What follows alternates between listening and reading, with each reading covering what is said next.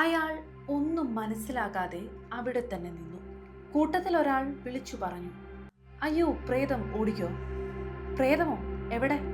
എടോ, തൻ്റെ കൂടെ വണ്ടിയിൽ വന്നിറങ്ങിയ ആളുടെ ശവം ആ പുഴയിൽ നിന്ന് കഴിഞ്ഞ ദിവസം കിട്ടിയതാണ്, രാഘവൻ നായർ വിളിച്ചു പറഞ്ഞു. അയാൾ സ്തംഭിച്ചു നിന്നു.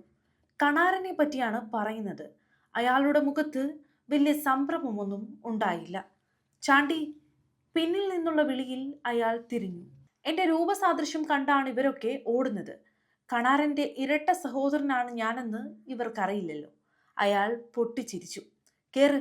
അയാൾ വണ്ടിയിലേക്ക് കയറി. ജീപ്പ് ഓടിച്ച് വേഗത്തിൽ പോയി.